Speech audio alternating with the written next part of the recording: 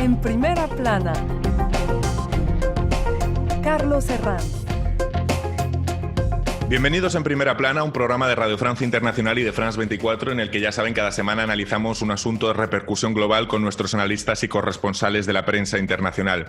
Hoy les ofrecemos de nuevo una edición especial del programa elaborada en condiciones especiales debido a la crisis sanitaria. Y esta semana ponemos el foco precisamente aquí en Francia, un país que intenta salir de la crisis y que se enfrenta ahora, como sus socios europeos, a una grave recesión y una probable crisis social, lo que deja el coronavirus a su paso por Francia. Para ello contamos con 4 invitados que les presento ya. Federico Tarragoni, profesor de Sociología en la Universidad de París y director del Centro de Estudios Interdisciplinarios sobre lo Político. Buenos días, señor Tarragoni. Buenos días, Carlos. Contamos con Gabriela Bravo, corresponsal de la Radio Cooperativa de Chile. Buenos días, Gabriela. Buenos días, un gusto. Diana Jalón, corresponsal NTN 24 y RCN aquí en Francia. Buenos días, Diana. Buenos días, un gusto estar acá. Y contamos también con Luis Rivas, periodista independiente. Buenos días, Luis. Buenos días a todos. La era del post-coronavirus aquí en Francia, hoy en Primera Plana. Bueno, pues Francia cerrará 2020 con una caída del 11% de su Producto Interior Bruto según la última actualización. El gobierno de Macron presenta estos días planes de estímulo para los diferentes sectores estratégicos del país, ya saben, aeronáutica, automóvil, turismo, y el propio Macron se replantea cómo toda esta crisis sanitaria puede reorientar lo que le queda de mandato ante el temor de que la chispa social vuelva a estallar en el país y todavía lo haga con más virulencia, como lo hizo con episodios pasados como los chalecos amarillos o las huelgas por su reforma de las pensiones.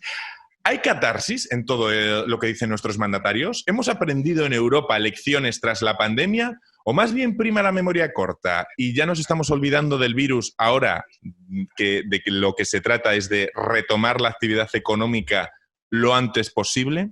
Repasemos antes algunas de las portadas que ilustran el tema de hoy. Diario La Croix, esperando el relanzamiento económico. Dice el rotativo francés que la actividad se retoma aquí en Francia tras el confinamiento en un escenario de gran golpe para la economía. Diario Le Figaro, la presión aumenta para acelerar el desconfinamiento. En unos instantes hablaremos de lo que significa esa palabra, presión. El New York Times, ninguna alabanza para el líder francés. Dice el diario estadounidense que pese a que Francia ha logrado, como ha podido, contener la pandemia, los ciudadanos son muy críticos con la gestión del gobierno. Y precisamente me gustaría empezar por esa crítica hacia el gobierno. Una pregunta que lanzo a los 4. ¿Qué nota le pondrían al gobierno francés, al gobierno de Macron, por la gestión que ha hecho durante esta crisis sanitaria? Federico. Bueno, yo le pongo una muy mala nota porque además de tomar la decisión de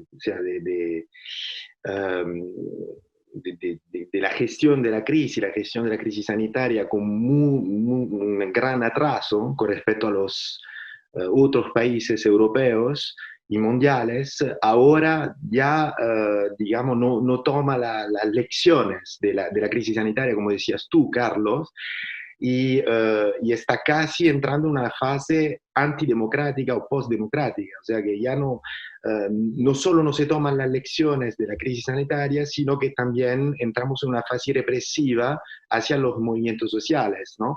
Y Macron está intentando gestionar de manera muy, intentando tomar casi una comunidad sagrada, ¿no? Vamos a hacer ronda rápida para ver qué notas le ponen también nuestros otros invitados. Gabriela, nota y argumento al gobierno. Bueno, yo le pondría un 4,5 sobre 10 porque para mí la gestión del gobierno no llega al promedio, pero está bastante cerca, porque lo que se hizo acá, lo que los franceses piensan es que más que una gestión sanitaria, lo que hubo fue una gestión de la escasez de mascarillas, escasez de test, escasez de camas en los hospitales. Sin embargo, el gobierno Francia es uno de los países que mejor trató a sus trabajadores, ya que pudo aquí hay un sistema social bastante fuerte y se le llegó a dar la cesantía hasta el 50% de los trabajadores. Entonces, las incoherencias del discurso político hacen que baje esta nota promedio. Sin embargo, en el lado social, la gente pudo quedarse en sus casas durante la cuarentena, llegándole su sueldo. Luis Rivas, nota y argumento. Yo de 0 a 10, 5. ¿Por qué? Primero, negativo por las contradicciones y la negligencia.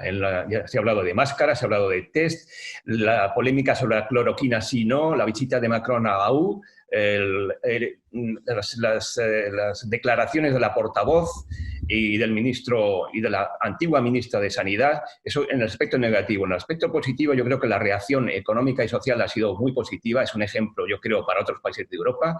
Hay que tener en cuenta que ha habido ayudas no solamente del Estado, sino también a nivel regional y municipal, a autónomos, a empresarios privados, a pequeños empresarios, y eso es un ejemplo y ha funcionado rápidamente. Diana, nota al gobierno y argumento. Bueno, coincido en la nota con Luis, le doy un 5 porque ha hecho el esfuerzo de evitar los despidos masivos y ha intentado mantener una estabilidad social en medio de la crisis del aislamiento, pero para mí obviamente no puede tener una nota más alta porque también el gobierno ha dejado ver todas las inconsistencias y las falencias de un sistema sanitario que antes tenía una muy buena reputación. Veo algunos argumentos: atraso en la toma de decisiones, gestión de la escasez del material, contradicciones en el uso de partes de ese material como las mascarillas, pero también vemos que esas críticas que se le están haciendo al gobierno de Macron se le hacen también en Italia a Conte, se le hacen en España de forma muy incidente al gobierno de Pedro Sánchez. Son críticas un poco compartidas de los países más golpeados de Europa, ¿no, Federico? No es solo exclusivo del gobierno francés, me refiero. No, porque hemos tenido una novedad total, un acontecimiento radical, o sea, no se sabía cómo intervenir hacia esta situación, pero por ejemplo, con respecto a la situación de Italia o España, el ejemplo chino de la gestión de China o de Corea del Sur ha sido tomado con mucho más en serio tenemos que acordarnos que cuando ya Italia estaba en una situación de cuarentena, Macron iba al teatro diciendo que no había ningún problema y que Francia se encontraba en una situación totalmente diferente, nada que ver con los italianos, con los chinos. Hubo también episodios de discriminaciones a los chinos. O sea, no creo que, aunque estemos en la misma situación geopolítica en Europa hacia la crisis sanitaria, no creo que los gobiernos hayan reaccionado de la misma manera. Entonces, oye, antes veíamos las portadas y decía el diario Le Figaro una frase que a mí me llama mucho la atención: la presión aumenta para acelerar el desconfinamiento. ¿Tienen la impresión, Gabriela, de haber vivido esa tensión soterrada entre salud y economía? Y cuando hablamos de presión para acelerar el desconfinamiento, ¿a qué nos referimos? ¿A presiones económicas?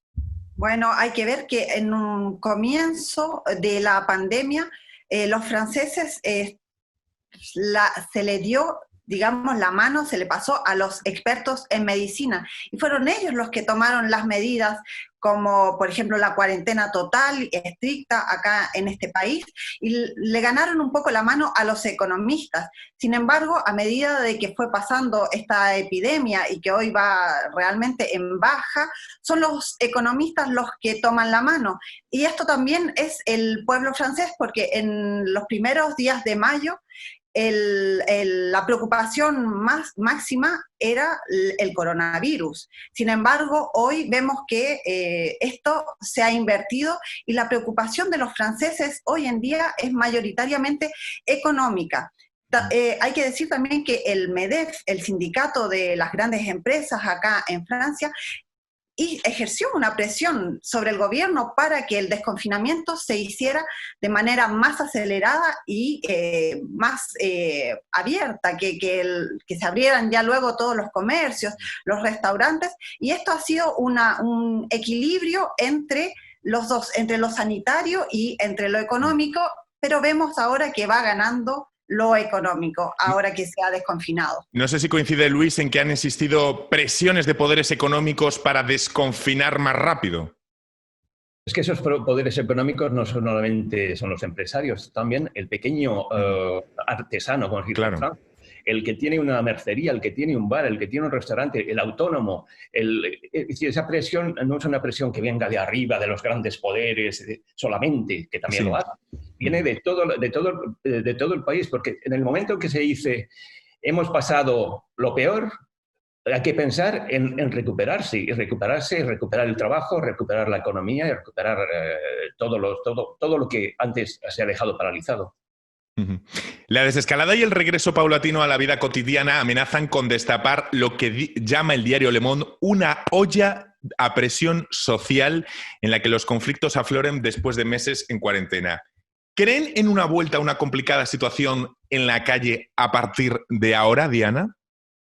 Completamente. Sabemos que Francia vive entre la duda y la división. Esa es una frase que siempre se ha citado acá. Así que esta pandemia, esta época de cese completamente de actividades, ha hecho que la gente continúe en ese proceso de evaluación sobre las falencias del gobierno. Y ahora que se pueden nuevamente ir a las calles, nuevamente que se dan esos reagrupamientos, pues no es de extrañar que otra vez, y lo hemos visto esta semana, ya se hayan convocado manifestaciones y se hayan llevado a cabo reuniones, meeting, para dar a conocer ese descontento. Como decían algunos de mis colegas, primero, lo importante, una vez se dio a conocer el tema del virus, era ocuparnos de la salud, pero en ningún momento, las personas dejaron de pensar, los pequeños empresarios ni los grandes empresarios, que esto iba a tener un costo social muy alto a pesar de las ayudas que había prometido el gobierno. Ayudas que mucha gente asegura han llegado, pero que también hay sectores que les ha parecido que han sido poco suficientes, como por ejemplo la restauración. No sé si Federico coincide en que un estallido social es probable. De hecho, es el temor que hay ahora mismo en el Elíseo, ¿no? En este momento. Claro, porque las contradicciones estructurales que había antes en la política económica neoliberal de Macron, que ha radicalizado las políticas económicas anteriores, quedan. O sea, cuando Macron dijo en uno de sus discursos públicos hay que reaccionar a esta crisis, coste lo que coste, ha dicho algo muy importante, o sea, que no hay que priorizar digamos, el coste económico sobre los bienes públicos. Ha habido también un debate, no sé si te acuerdas, Carlos, sobre el hecho de pensar de nuevo la retribución de los trabajos en función de sus utilidades públicas. O sea, todo eso se ha quedado en un espacio muy retórico, o sea, las mismas contradicciones que vivía el hospital, los servicios públicos, la educación, la universidad, antes de Macron, quedan así. Y entonces yo preveo, o sea, que por lo menos en el sector de la sanidad y de la educación haya nuevas movilizaciones colectivas, porque todas las reformas que Macron quería hacer y que ha, digamos, movilizado por un cierto momento de gestión de la crisis, van a pasar en los próximos meses. La reforma de las jubilaciones, la reforma de los servicios públicos, las privatizaciones.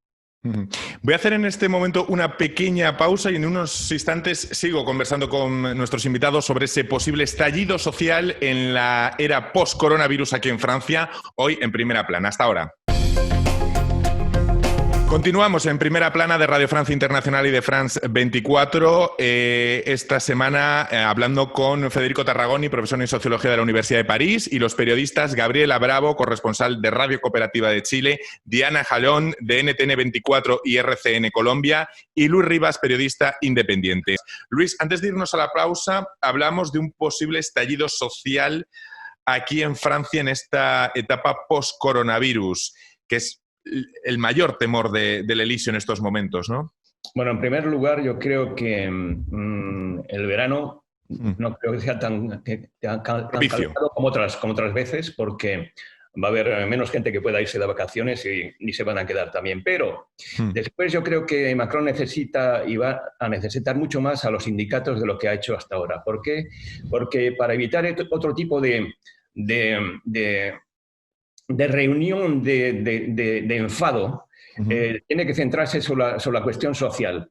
La cuestión social va a ser muy importante porque va a haber que, por un lado, aumentar los salarios de esos sectores de los que se ha hablado ya, que han sufrido la crisis mucho antes de la gran crisis de la pandemia, como la educación y como la sanidad, pero va a haber una moderación salarial para el resto y va a haber también un aumento de impuestos. Entonces, ese pequeño desprecio que ha tenido, o gran desprecio para algunos, Macron hacia los sindicatos, va a tener que mejorarlo porque va a tener que ir de la mano con ellos para convencer a la gente de las reformas que se pueden hacer o las que no se pueden hacer. Y además va a tener la necesidad de hacerlo con los sindicatos, porque si no se van a juntar otro tipo de protestas como las identitarias, que no convienen o que no conviene mezclar con las sociales, porque en ese caso no van a solucionar ni de un lado ni del otro. Ahora, en este desconfinamiento, es el momento de hablar de planes de rescate y de estímulo a los principales sectores de la economía gala que, recordemos, podría concluir el año con un retroceso del 11% de su Producto Interior Bruto. Ayudas al automóvil, al turismo, a la aeronáutica. Gabriela, ¿cómo valora estos planes de estímulo en cantidad y en orientación? Bueno, me parece que es necesario apoyar a estas empresas porque son fuente de muchos trabajos. Entonces, abandonarlas también sería aumentar la cesantía y tendría que pagarla el Estado. Sin embargo, el gobierno tiene que hacer una atención muy, muy importante entre lo que es el sector privado. Si él decide ayudar al sector privado, ¿de qué manera va a hacer? Si va a pedir una contraparte, que no se despidan a los trabajadores, que se vuelvan a lo mejor a relocalizar empresas que son importantes, que hemos visto que eran necesarias, que estuvieran aquí en Francia. Entonces hay que ver de qué manera se va a distribuir el dinero y sobre todo no hacer ver que se está privilegiando un sector, el sector privado, en desmedro del sector público, porque el hospital, si no recibe una buena remuneración, un plan que pueda reforzar este hospital público, que no... Digamos que la mayor parte de los franceses está sumamente apegado después de esta pandemia. Ya lo era antes, pero luego de esta pandemia, la gente del hospital han sido tratados como héroes.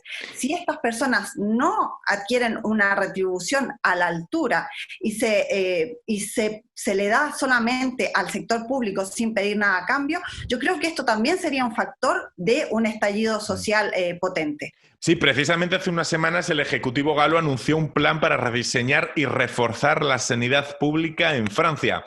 Esta crisis, les pregunto a quien me quiera responder, ¿puede reforzar los sistemas de bienestar europeos y su apuesta por la sanidad pública? Me parece que sí. Esto a nivel de Europa nos ha dejado una gran enseñanza, una urgencia, ha puesto en evidencia y sobre la mesa no solamente las falencias, sino que la modernidad, nuestra vida, ahora se enfrenta a retos a los que antes pensábamos que teníamos contratados y teníamos bajo control, y la salud se ha convertido ahora en un reto. Nos hemos dado cuenta de la vulnerabilidad como seres humanos, pero también de la vulnerabilidad de nuestros sectores de salud. Lo que vimos en Italia, la cantidad y centenares de personas que perdían la vida a diario y que ni siquiera podían ser veladas. Esas imágenes yo creo que se van a quedar en toda Europa, en todo el mundo para el resto de la vida, y creo que por eso es la urgencia que el gobierno tome las medidas necesarias, no solamente en Francia, sino a nivel de continente. Bueno, no sé si el resto de invitados son tan escépticos en cuanto a que esta crisis pueda reforzar los sistemas de bienestar europeos y su apuesta por la sanidad pública. Luis. La sanidad pública funcionaba muy bien en Francia y la sanidad pública funcionaba bien en mi país, en España. El problema es que en Francia, y en relación a España, que el nivel de vida es más bajo, los trabajadores de la sanidad en Francia están incluso peor pagados que en España. Es decir, en Francia la sanidad pública, que funciona bien a nivel de usuario, porque cuando vamos nos tratan muy bien y tenemos todas las facilidades, pero los trabajadores están muy mal pagados. Y había ya protestas mucho antes de la crisis del virus. Y esto es algo que, por ejemplo, no había en otros países como España. No había esa sensación de que los trabajadores estuvieran mal pagados. Pero en Francia sí, siendo un país mucho más rico. Y eso es una cosa que se debe resolver porque llegará un momento en que los trabajadores sanitarios nunca dejarían morir a la gente. Pero quiero decir, hay otras maneras de protesta para exigir al gobierno una atención más en el salario de los trabajadores sanitarios. Bueno, lo cierto es que durante esta crisis no han parado la rumorología sobre un posible cambio de gobierno, de primer ministro por unas presuntas malas relaciones entre Macron y Édouard Philippe. Federico, ¿necesita Macron un cambio fuerte en esta recta final de mandato para impulsar su quinquenio tras la crisis sanitaria? Creo que necesita este cambio y quizá lo vamos a tener, aunque yo creo que lo que va a pasar en los próximos 2 años, hasta el final del mandato, va a ser la repetición de lo que hemos vivido al principio. O sea, que Macron va a sacar las mismas reformas con quizás algunos complementos sociales, pero puramente asistenciales.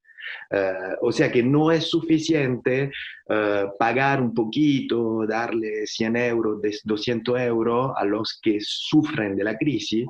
Hay que hacer un cambio de rumbo total en la política económica. Y por eso me gustaría también responder a la pregunta sobre la Unión Europea. Sí. O sea, por eso Francia no tiene las medidas suficientes, aunque sea un país muy rico, porque esta crisis es también el resultado de 40 años de globalización neoliberal durante la cual las economías europeas han sido mucho más interdependientes. O sea que la respuesta no puede ser nacional, tiene que ser europea en este caso. Porque si la respuesta es nacional, cada país tiene sus medidas, sus recursos. O sea que en Italia no se puede hacer un plan de rescate tan fuerte como lo que se puede imaginar en Francia o en Alemania. O sea que estamos condenando a la Europa a las desigualdades que la estructuran a nivel de recursos. O sea, el plan tiene que ser europeo. En este sentido, hay que crear un estado de bienestar europeo. Bueno, pues precisamente hablábamos antes de planes de estímulo y el gobierno se esfuerza estos días en subrayar la perspectiva ecológica de esos planes de estímulo. Producción de coches eléctricos, ayudas a la aeronáutica con la condición de sostenibilidad. Macron ha insistido mucho en levantar esa bandera de la ecología para salir de la crisis. ¿Esto definirá lo que le queda del Elíseo? ¿Quiere competir para salir de la crisis como líder verde? Me parece que Macron ha utilizado mucho la comunicación respecto a la ecología, sin embargo, en los hechos no hay nada concreto, porque incluso esta ayuda que se le pueda dar, por ejemplo, a la empresa automotriz, no viene con ninguna pedida de hay que producir, pero vamos a producir más ecológico. Sinceramente, este es un momento en que Francia podría plantearse cuál es el modelo que yo quiero seguir. ¿Es que este modelo nos conviene o vamos el Estado va a dar dinero, pero va a poner ciertas normas ecológicas, ciertas normas en la economía? Entonces, podría ser un vuelco. Francia este es el minuto en que podría hacer un vuelco hacia una economía más ecológica, con mayor respeto hacia el medio ambiente. Sin embargo, vamos a ver, incluso con este cambio, con este posible cambio de gabinete, ¿quién va a venir? Vamos a ver, me gustaría también, con respecto a esto del cambio de gabinete, decir que este segundo periodo de la etapa del presidente Macron se suponía que iba a ser mucho más social, pero no se ha visto. Incluso lo que hemos podido ver con respecto a las municipales, al primer tour de las municipales, es que las alianzas que hizo el partido del presidente Macron fueron más hacia la derecha, fueron absolutamente hacia la derecha, y la parte más social, más a la izquierda, esto de ser de izquierda y de derecha, todavía no se ve. Es que a lo mejor con este cambio de gabinete va a haber un vuelco hacia un periodo más social, que es lo que se le ha reclamado al presidente Macron, más ecológico. Eso está por verse. Pero volviendo a la perspectiva ecológica, en ciudades como París, lo cierto es que se ha intentado en esta crisis que esta crisis se transforme como una especie de revulsivo para potenciar la bicicleta sobre el coche, ampliando los carriles bici.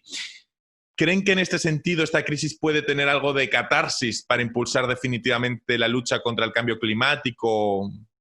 Luis. Yo, sinceramente, me parece que lo de la bicicleta es lo de menos. Yo creo que la situación económica y social va a ser tan dura a partir de otoño que lo de la bicicleta me parece un poco de bobo parisien.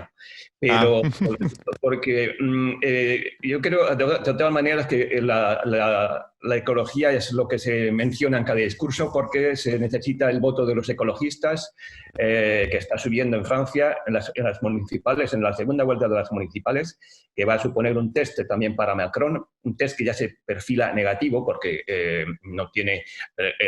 primero, el desastre de su candidata en París y después también hay que tener en cuenta que este posible cambio de gobierno depende mucho de la elección local de su primer ministro en Le Havre. Si Édouard Philippe, el primer ministro francés, es elegido victorioso en la ciudad de Le Havre, donde era alcalde, será muy difícil quitárselo de en medio.